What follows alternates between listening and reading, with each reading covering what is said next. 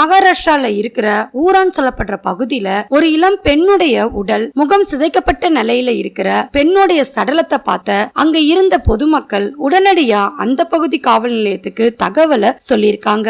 அப்படி மக்களால கண்டுபிடிச்சு எடுக்கப்பட்ட இந்த சடலம் பார்க்கறதுக்கே ரொம்ப விகாரமாவும் முகம் செதஞ்ச நிலையில இருந்ததாவும் பொதுமக்கள் ஒரு அதிர்ச்சியோடவும் பயத்தோடையும் காவல் நிலையத்துல தகவலை தெரிவிச்சிருக்காங்க.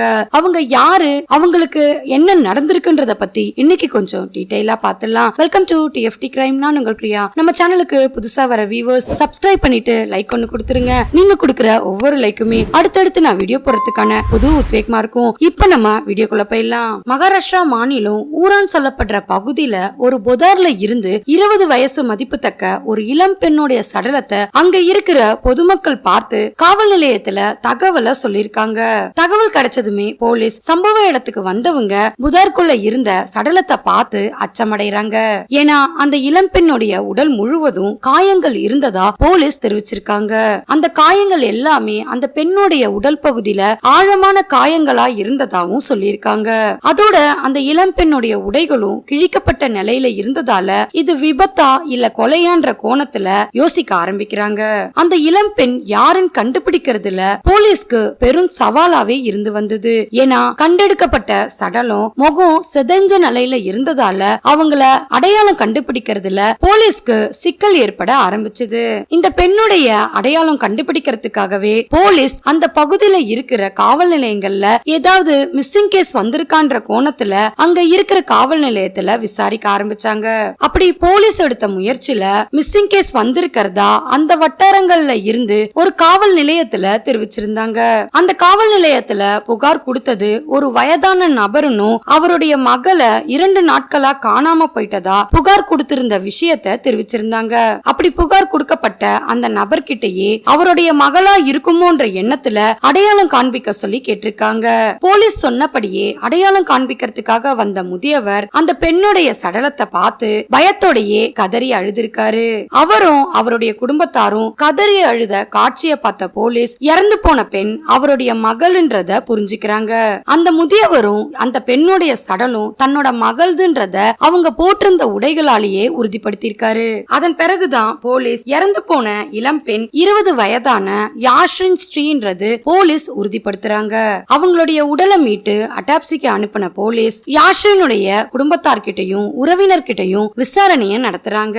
அவங்க குடும்பத்தார்கிட்ட நடத்தப்பட்ட விசாரணையில கடந்த ஜூலை 25ஆம் தேதி யாஷ்ரின் தன்னுடைய தோழியை சந்திச்சுட்டு வரதா வீட்டுல அவங்க அம்மா அப்பா கிட்ட தெரிவிச்சுட்டு வீட்டை விட்டு கிளம்பியிருக்காங்க. அப்படி கிளம்புனவங்க வீடு திரும்பலன்றத போலீஸ் கிட்ட வாக்குமூலமா கொடுத்திருக்காங்க. அதன் பிறகு அவங்களுடைய நண்பர்கள் வீட்லயும் உறவினர்கள் வீட்லயும் யாஷ்ரின அவங்க அம்மா அப்பாவே தேடி இருக்காங்க. ஒரு நாள் முழுவதும் தேடியும் யாஷ்ரினை பத்தின எந்த தகவலும் கிடைக்காததால காவல் நிலையத்துல புகார் கொடுத்ததாவும் தெரிவிச்சிருந்தாரு. போலீஸ் இந்த வழக்க விபத்தா இருக்குமோன்ற கோணத்திலையும் விசாரிக்க ஆரம்பிச்சாங்க. ஏன்னா யாஷ்ரினுடைய உடல் முழுவதும் காயங்கள் இருந்ததால ஒருவேளை விபத்தா இருக்குமோன்ற கோணத்திலையும் விசாரணைய நடத்திட்டு வந்தாங்க. அதே சமயம் யாஷ்ரினுடைய அப்பா கிட்ட யார் மேலேயாவது சந்தேகம் இருக்கான்னு கேட்டிருக்காங்க.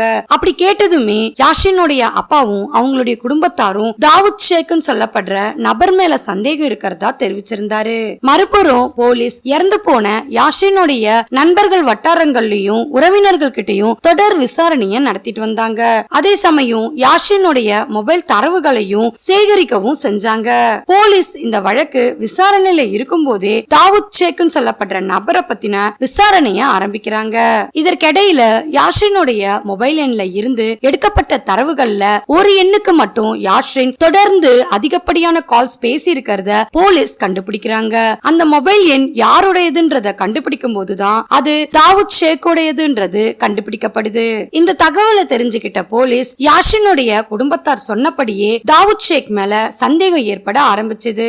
அவருடைய மொபைல் எண்ணுக்கு எப்படியாவது தொடர்பு கொள்ளணும்னு நினைக்கும் போதுதான் அவருடைய மொபைல் எண் யாஷ்ரின் காணாம போன அன்னையில இருந்து சுவிட்ச் ஆஃப் செய்யப்பட்டிருக்கின்ற விஷயம் தெரிய வருது. இந்த தகவல் தெரிஞ்சதுமே போலீஸ் எப்படியாவது தாவூத் ஷேக்க கண்டுபிடிக்கணும்ன்றதுக்காக தனிப்படைகளை அமைச்சு தேட ஆரம்பிக்கிறாங்க.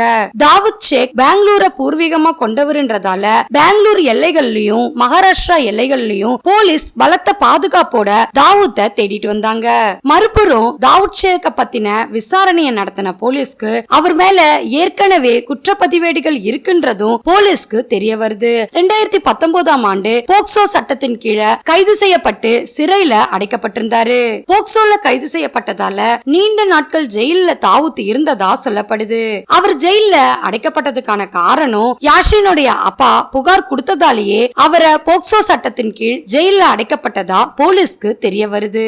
யாஷினுக்கு 14-15 வயது இருக்கும் போதே தாவூத் காதலிக்க சொல்லி யாஷினை ரொம்பவே வற்புறுத்திட்டு வந்ததாவும் அவருடைய தொல்லைகள் தாங்க முடியாம தான் யாஷினோட அப்பா காவல் நிலையத்துல அவர் மேல புகார் கொடுக்கப்பட்டிருந்ததா சொல்லப்படுது.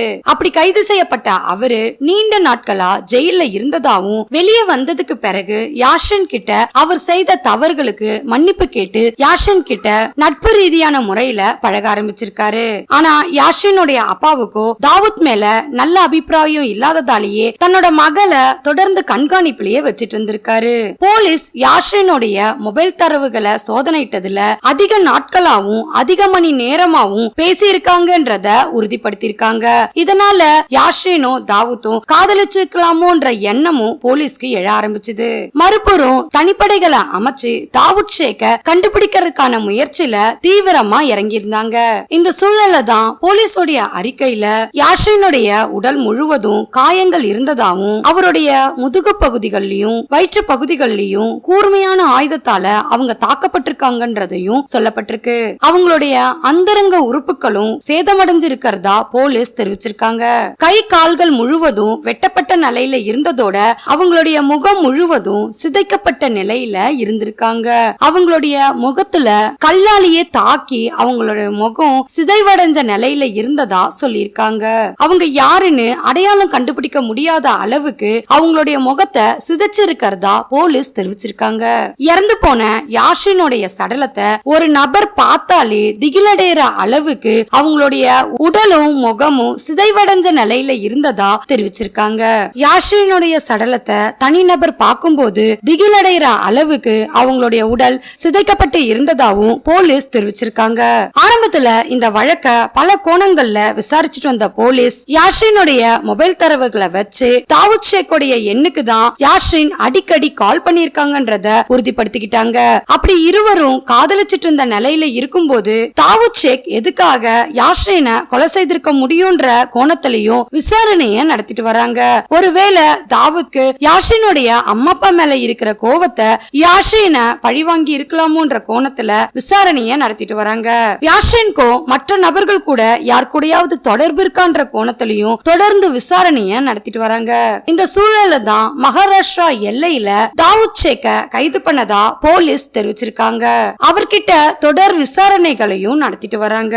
ஆரம்பத்துல யாஷினை ரொம்பவும் நேசிச்சுட்டு வந்த அவரு ஒரு காலகட்டத்துக்கு மேல அவங்கள வெறுக்கவும் ஆரம்பிச்சிருக்காரு. இந்த வெறுப்பு காரணமாவே அவங்கள தனிமையில வரவழைச்சு அவங்கள சித்திரவதை செய்யப்பட்டு கொலை செய்ததா சொல்லப்படுது. யாஷின் மேல அவருக்கு ஏற்பட்ட வெறுப்பு அவங்களுடைய அப்பாவை பழிவாங்கறதுக்காகவே யாஷினை கொலை செய்தாரான்ற விசாரணையும் நடந்துட்டு வருது.